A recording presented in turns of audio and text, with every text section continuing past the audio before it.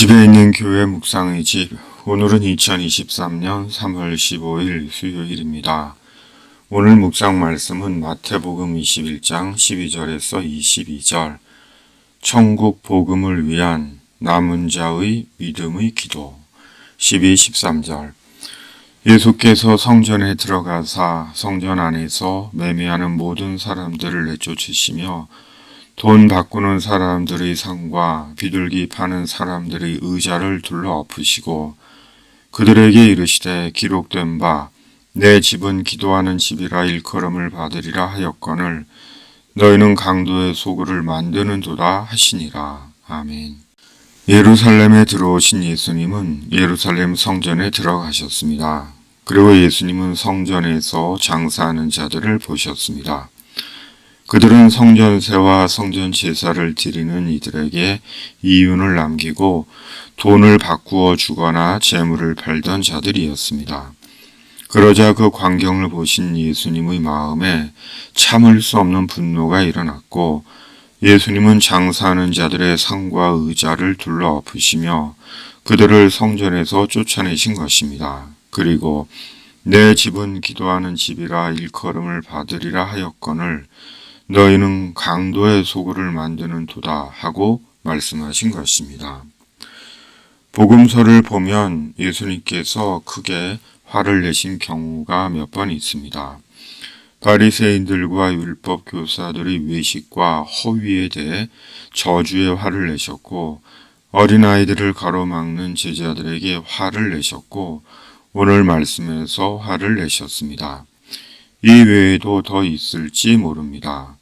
그리고 예수님의 화는 자기 뜻대로 되지 않은 자기 분함에 대한 감정의 발산이 아니었습니다.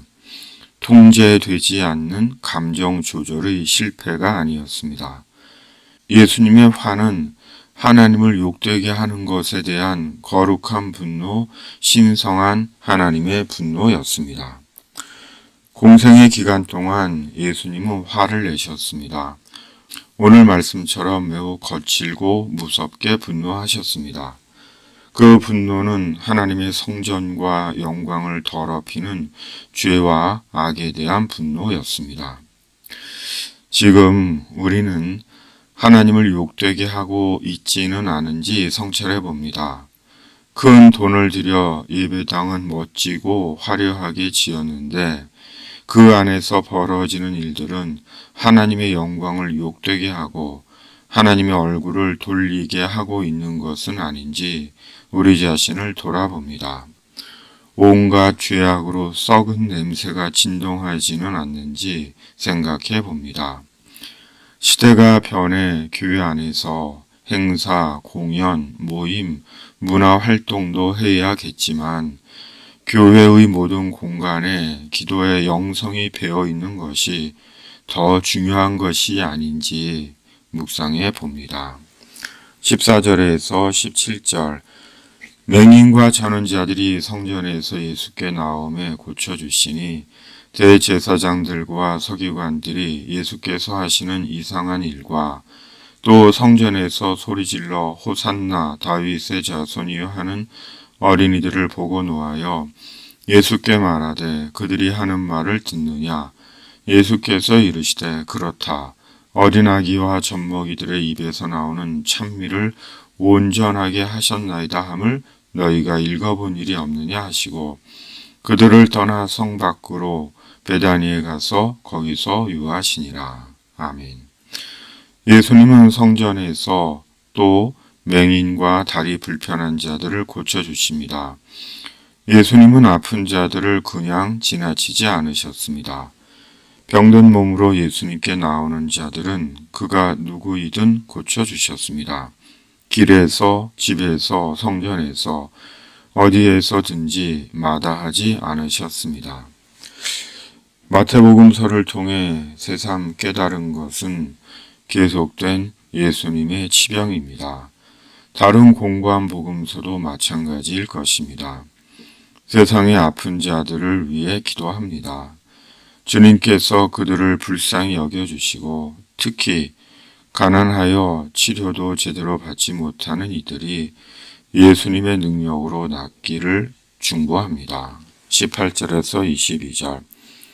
이른 아침에 성으로 들어오실 때 시장하신지라 길가에서 한 무화과 나무를 보시고 그리로 가서 잎사귀밖에 아무것도 찾지 못하시고 나무에게 이르시되 이제부터 영원토록 내가 열매를 맺지 못하리라 하시니 무화과 나무가 곧 마른지라.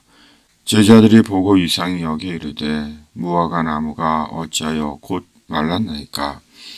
예수께서 대답하여 이르시되 내가 진실로 너희에게 이르노니 만일 너희가 믿음이 있고 의심하지 아니하면 이 무화과 나무에게 된 이런 일만 할 뿐 아니라 이 산더러 들려 바다에 던져지라 하여도 될 것이요.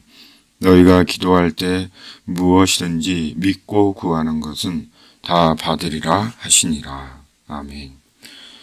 예수님은 다음날 다시 예루살렘에 들어오십니다. 그리고 열매 없는 무화과 나무를 저주하시고 무화과 나무가 곧 마릅니다. 제자들이 무화과 나무에게 되어진 일의 연유를 묻자 믿음의 기도로 답을 주십니다. 그렇다면 무화과 나무가 마른 것과 믿음의 기도가 무슨 연관이 있는 것일까요? 너희에게 기도의 열매가 없다는 것일까요? 기도하지 않으면 말라 죽은 무화과 나무처럼 말라 죽게 된다는 것일까요? 너희가 믿음으로 기도하지 않는다는 것일까요? 난해합니다. 그러나 주님은 말라 죽은 무화과 나무를 믿음의 기도와 연관시키고 계십니다. 예수님께는 언제나 제자들의 믿음이 더 중요했고 믿음의 기도가 더 중요했습니다. 왜냐하면 며칠 뒤면 예수님은 십자가에서 죽임 당하실 것이기 때문입니다. 예수님은 한순간도 십자가 죽음에 대한 생각이 떠나지 않으셨을 것이고 남겨지는 제자들이 걱정이 되셨을 것입니다. 그러기에 제자들이 확고한 믿음을 갖기를 바라셨을 것입니다. 왜냐하면 믿음이 제자들이 사명을 감당할 수 있는 힘이 될 것이기 때문입니다. 비록 예수님은 더 이상 세상에 안 계셔도 부활하여 살아계신 예수님에 대한 믿음이 제자들의 능력이 될 것이기 때문입니다. 믿음의 기도가 사명을 위한 제자들의 능력이 될 것이기 때문입니다. 우리의 기도가 천국 복음을 위한 믿음의 기도가 되기를 바랍니다.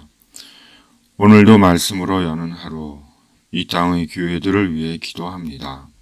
교회마다 기도의 영성이 살아있고 우리의 기도가 천국 복음을 위한 믿음의 기도가 되기를 기도합니다. 병으로 아픈 당신에게 주님의 치유가 임하기를 기원합니다. 아멘. 주기도문. 하늘에 계신 우리 아버지, 아버지의 이름을 거룩하게 하시며 아버지의 나라가 오게 하시며 아버지의 뜻이 하늘에서와 같이 땅에서도 이루어지게 하소서.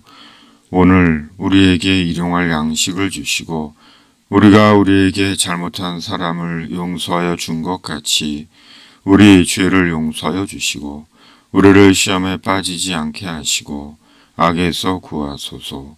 나라와 권능과 영광이 영원히 아버지의 것입니다. 아멘.